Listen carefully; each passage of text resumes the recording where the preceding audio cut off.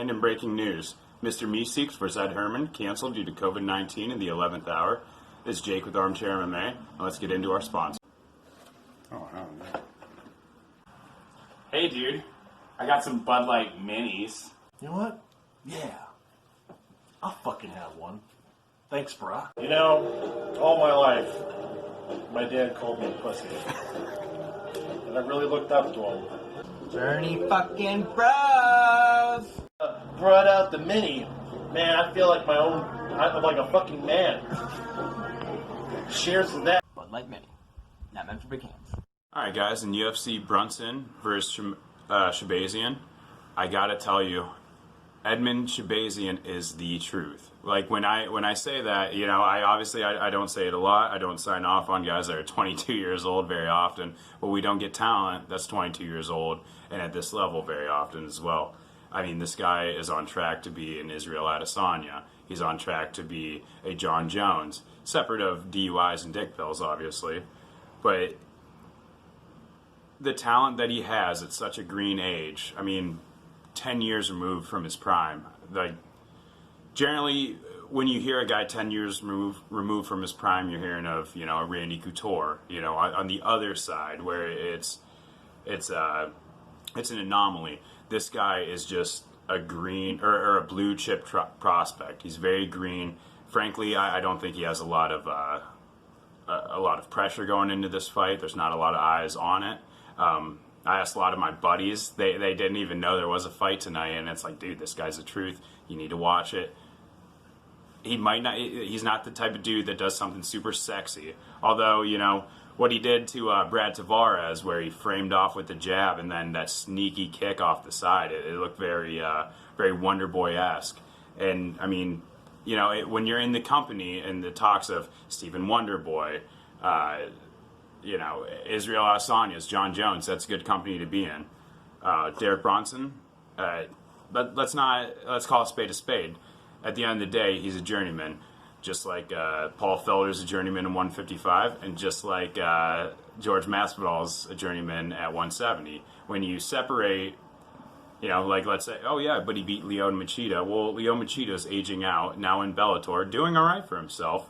But at the same time, I felt like Lyoto Machida was winning that fight until he kind of let his guard down. Derek Brunson is a southpaw, which is tricky, and he threw a big overhand left, caught him with it.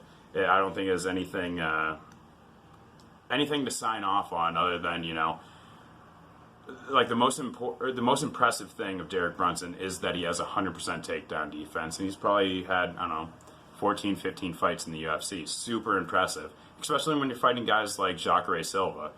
Jacare Silva fucking knocked him out with a head kick in the first round before it ever got into any grappling exchanges. I think there was one takedown, and he did stuff it. The guy has good takedown defense. He's a long guy. I don't think that's really...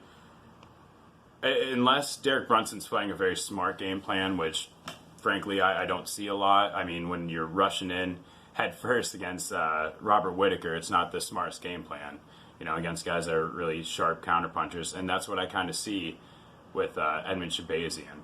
He is very stiff. He works a very stiff jab. He works behind it really well. He has a very good uppercut from either side. I think that's going to be a factor when Derek Brunson's rushing in head first. I think he's going to get clocked with an overhand or a counter. But the guy, you know, 1-2, he keeps guys on the end of his two. He's slick and he has a killer instinct. I mean, especially 22-year-old, you know what I mean? To jump on someone's back like Jack Marshman, a guy that slings heavy, heavy leather, to take him down and to beat up on him to where he gives up his back and to choke him out like that shows something. It shows he has a super high fight IQ. And from here, when I do think, like the way I see this fight playing out, I think it's going to be on the feet. I think Edmund Shahbazyan's going to take it to him early. He's going to dictate the striking exchanges. He's going to get Brunson on his back feet, on his heels, and it's going to cause him to push in, and that's where the fight's going to dictate. Most times I think it's going to dictate in the sense of is Brunson going to catch him with his flurry, or is Shahbazyan going to counter him coming in? And I think he has the striking to do that. When you look at Derek Brunson, I think his best accolade is that he's a southpaw, It's hard to train for a southpaw. You don't have a lot of people like that. I don't think he's a heavy puncher as much as he is a volume puncher. And I think the big thing that we're going to ask ourselves, the question going out of this, is what do we do with Edmund Shahbazyan? We have Chris Weidman coming back down from 185. That I would love to see him fight someone like that, but he's going to be fighting Amaria Akhmedov. Personally, I favor Akhmedov in that. I think Chris Weidman is damaged goods. I hate to say it. I like the guy, but he's taken a lot of punishment, and I think he never came back from when he fought Luke Rockhold and that late stoppage. And that's why I get upset with people like Herb Dean stopping the fight late, like in my last video against Francisco Trinaldo, because these guys sometimes just don't come back from a late stoppage. I'm not saying it was like, they're not the same. The Luke Rockhold one was egregious. This one was like, what the hell are you doing? He like buffered for a second, But also Whitaker and Cannonier came out today. I heard they're setting up to fight. I think that's going to be a good fight, but it doesn't leave a lot of people in 1 through 10 for Edmund Shahbazyan. I think Martin Vettori would be the next sound fight, and I can't help but draw parallels to Israel Adesanya fighting Derek Brunson, Martin Vettori at the same time. And frankly, I don't see it as a step back in competition. I see Derek Brunson as a really good gatekeeper, a really good name to have under your belt, but I think Martin Vettori is going to give you a tougher fight. I think he's more durable. I think that's a fight to make after this. And like I said, I think it's going to be within 4 minutes. And if not, second round, I'd say within 7 minutes. He's just going to dictate the pace. If it goes in the second round, I see Derek Brunson doing a lot of clinching exchange up against the fence. He's kind of trying to stall in time, wearing Edmund Shahbazyan out. I just see him press back, kind of like he looked against Israel Adesanya. He looked like a fish out of water. Looked like he didn't want to be there. He's shooting a lot of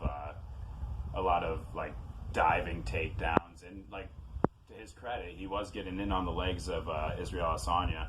But man, Edmund Tarverdyan, since he was 10, and I know, Edmund Shahbazyan, but since he was 10, he's been with Edmund Tarverdyan, and I know, the dude filed bankruptcy, got in trouble with taxes and stuff like that from it. But at the same token, when you're with someone for 12 years, that's similar to people getting trained by their dad and coming up. I don't know if that's the sound fight or the sound coaching and team that he should be with for the rest of his camp or for the rest of his career. But I think it's a good camp to be in. I'm sure he's going to be the main focus, just like Ronda Rousey was. Other than that, I do want to get in just real quick spotlight Vicente Luque, Randy Brown. Great fight to watch. I think it's gonna be an action-packed fight. I would favor Vicente Luque. When I think Randy Brown, it's hard not to think of Nico Price knocking him out while he's in his guard. Lando Venata versus Bobby Green, going to be another great fight. Two guys been around for a little while.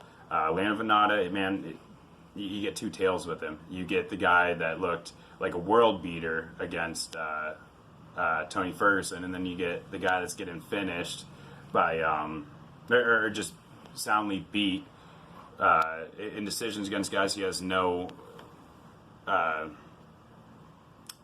business losing to. It's almost like chip fights. But I do favor Lando Venata. Kevin Holland versus Giles is going to be a good fight as well. Not necessarily sold on Kevin Holland. I did see his last fight. I thought it was pretty interesting. He's got a really interesting style, the whole Kung Fu point karate style. But you know what, guys? I think it's time for you to watch the fights, get into it with me. I got my cousin Wes right here. Got some scotch. We're about to get into it. So if you like this video, get a like and subscribe. And George Masvidal's a journeyman.